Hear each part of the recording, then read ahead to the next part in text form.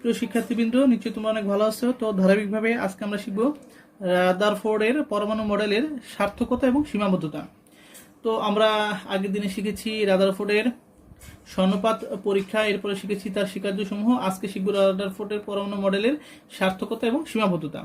তো প্রথমে আমরা শিখি সার্থকতা। তো রাদারফোর্ড মতবাদের সার্থকতায় রয়েছে, এক নম্বরে আছে আলফা রশ্মি পরীক্ষার উপর ভিত্তি করে রাদারফোর্ড পরমাণুতে ধনাত্মক নিউক্লিয়াসের অস্তিত্ব এবং পরমাণুর ভরের অবস্থান সম্পর্কে একটি সঠিক ধারণা প্রদান করতে সক্ষম হন। অর্থাৎ উনি এই যে পরমাণুর অভ্যন্তরে যে ধনাত্মক আধানযুক্ত কিছু একটা রয়েছে এবং এটাই যে সমগ্র পরমাণুটার ভর, এই বিষয়ে উনি সঠিক একটা ধারণা দিতে সক্ষম হয়েছিলেন। মানে একটা পরমাণুর কেন্দ্রে যে নিউক্লিয়াস থাকে এবং সমগ্র পরমাণুর ভরটি যে আসলে নিউক্লিয়াসেরই ভর, সেটি এই পরমাণু মডেল থেকে আমরা জানতে পেরেছি।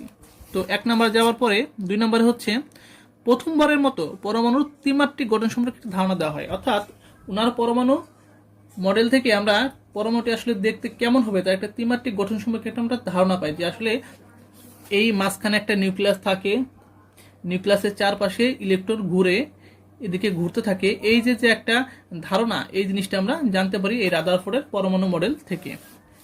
এরপরে পরমাণুর চার্জ নিরপেক্ষতা এবং এর কারণ সম্পর্কে একটি স্বচ্ছ ধারণা এই মতবাদে পাওয়া যায়। অর্থাৎ যেহেতু মাঝখানে ধনাত্মক চার্জ এবং পাশে যে ইলেকট্রনগুলো এগুলো নেগেটিভ চার্জ, তো এই চার্জ দুটি পরস্পর সমান, অর্থাৎ নেগেটিভ চার্জ এবং পজিটিভ চার্জ পরস্পর সমান। এবং এছাড়াও এর যে ইলেকট্রনের উপর দুটি বল কাজ করে, একটা কেন্দ্রমুখী বল এবং একটি কেন্দ্র বিমুখী বল, এরাও পরস্পর সমান ও বিপরীতমুখী, যার ফলে পরমাণুটি একটি স্টেবল অবস্থায় থাকে। অর্থাৎ এই যে পরমাণুটি চার্জ নিরপেক্ষ এবং একটা স্থায়ী গঠন পাই, সেটির একটি স্বচ্ছ ধারণা আমরা এই রাদারফোর্ডের পরমাণু মডেল থেকে পেয়ে যাই। তো এটি হচ্ছে রাদারফোর্ডের পরমাণু মডেলের সার্থকতা। তো এবার আমরা জানবো যে এর কিছু সীমাবদ্ধতা রয়েছে। অর্থাৎ প্রত্যেকটা বিষয়ের একটা পজিটিভ বা নেগেটিভ সাইড দুটোই থাকে, তো এটারও কিছু সীমাবদ্ধতা রয়েছে, সেগুলো এখন আমরা আলোকপাত করব। প্রথমে হচ্ছে এ মডেলকে সৌর মডেলের গঠনের সঙ্গে সাদৃশ্যপূর্ণ দেখানো হয়েছে। তো সৌরমণ্ডলের গ্রহগুলো তড়িৎ নিরপেক্ষ, অর্থাৎ এদের পরস্পরের মধ্যে মহাকর্ষ নিয়মে আকর্ষণ বিদ্যমান, অর্থাৎ এখানে ধনাত্মক বা ঋণাত্মক চার্জের কোনো বিষয় নেই। কিন্তু যে আমাদের পরমাণুতে কি থাকে, মিডল পয়েন্টে প্লাস চার্জ এবং বাইরের সাইডে মাইনাস চার্জ থাকে, যার ফলে এটা স্থির বিদ্যুতিক আকর্ষণ নিয়ে কাজ করে, ধনাত্মক এবং ঋণাত্মক চার্জ নিয়ে কাজ করে। কিন্তু যে সৌরজগতে কি থাকে, সূর্য এবং চারপাশে যে গ্রহ থাকে এদের মধ্যে মহাকর্ষ নিয়মে আকর্ষণ কাজ করে, এখানে কোনো স্থির বৈদ্যুতিক আকর্ষণ নাই। সুতরাং এইখানে একটা ব্যতিক্রমী সিদ্ধান্ত উপনীত হয়েছে, যার ফলে এটা একটা সীমাবদ্ধতা। এরপরে দুই নম্বরে আছে ম্যাক্সওয়েল, ইনি একজন বিজ্ঞানী, তার একটা তত্ত্ব আছে, যেটা হচ্ছে কোনো কণা যদি কোনো বস্তুকে কেন্দ্র করে অনবরত ঘুরতে থাকে, তো ক্রমান্বয়ে সেটি শক্তি হারাতে থাকে। অর্থাৎ শক্তি হারাতে হারাতে হারাতে এক সময় এটি দুর্বল হয়ে যায়, এর চার্জ কমে যায় এবং এটিকে আকর্ষণ করে কেন্দ্রে নিয়ে যায়। অর্থাৎ কোনো বস্তুকে কেন্দ্র করে কোনো বস্তু যদি ঘুরতে থাকে, ক্রমান্বয়ে সেটি শক্তি হারাতে হারাতে এক পর্যায়ে কেন্দ্রে গিয়ে উপস্থিত হয়, যার ফলে তখন আর এই পরমাণু মডেলের কোনো অস্তিত্ব থাকে না। তোমরা একটু পরে দেখি, ম্যাক্সওয়েলের তত্ত্ব অনুসারে পরিক্রমণরত চার্জযুক্ত ইলেকট্রন কণার অবিচ্ছিন্নভাবে শক্তি বিকিরণ করার কথা, অর্থাৎ এটা ঘুরতে ঘুরতে শক্তি হারিয়ে ফেলবে। এভাবে শক্তি হারাতে থাকলে নিউক্লিয়াসের আকর্ষণে ইলেকট্রনের কক্ষপথে সর্পিলাকারে হ্রাস পেয়ে, মানে সর্পিলাকার মানে কি, আস্তে আস্তে আস্তে আস্তে হ্রাস পাবে, হ্রাস পেয়ে এক সময় ইলেকট্রন নিউক্লিয়াসে পতিত হবে। যখন এটা নিউক্লিয়াসের কাছে চলে আসবে, তখন তার এই যে পরমাণু মডেলটা, এটার কোনো অস্তিত্ব থাকে না। এতে রাদারফোর্ডের বর্ণিত পরমাণু মডেলের আর কোনো অস্তিত্ব থাকে না। তো এটা হলো দুই নাম্বার সীমাবদ্ধতা। এরপর আমরা শিখবো হচ্ছে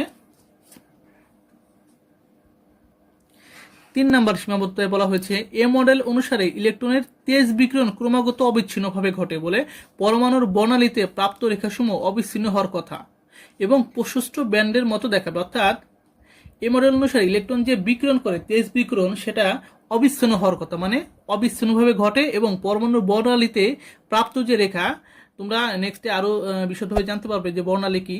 তো আপাতত জেনে রাখো যে বর্ণালীটা পাওয়ার কথা, সেটা হওয়ার কথা অবিচ্ছিন্ন, এবং এই রেখাসমূহ অবিচ্ছিন্ন হওয়ার ফলে প্রশস্ত একটি ব্যান্ড, মানে সেটা হয় খুব চওড়া মানের একটি ব্যান্ড দেখাবে। কিন্তু বাস্তবে এই রেখাগুলোকে বিচ্ছিন্ন ও বেশ উজ্জ্বল দেখায়, মানে যেটা হওয়ার কথা তার থেকে ব্যতিক্রম হয়। এটা একটা সীমাবদ্ধতা।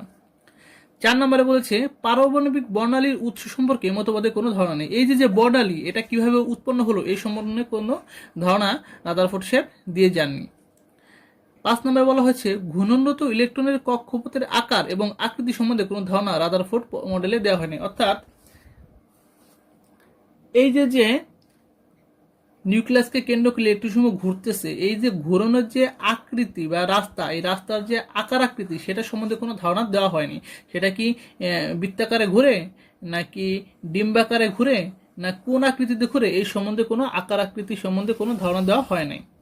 6 নম্বরে বলা হয়েছে যেসব পরমাণুতে বহু ইলেকট্রন আছে সেসব ক্ষেত্রে ইলেকট্রনগুলো কীভাবে নিউক্লিয়াসকে পরিক্রমণ করে সেই সম্পর্কে কোনো উল্লেখ এই মডেল নেই। অর্থাৎ আমরা এতক্ষণ যে কথা বলতেছিলাম সেটি হচ্ছে এই নিউক্লিয়াসের পাশে একটি ইলেকট্রন আছে এবং সেটি ঘূর্ণনরত অবস্থাতে আছে, কিন্তু যদি একাধিক ইলেকট্রন থাকে তো সেক্ষেত্রে তারা কিভাবে এই নিউক্লিয়াসের চারপাশে ঘুরে সে সম্বন্ধে কোনো ধারণা বা তথ্য এখানে দেওয়া নাই।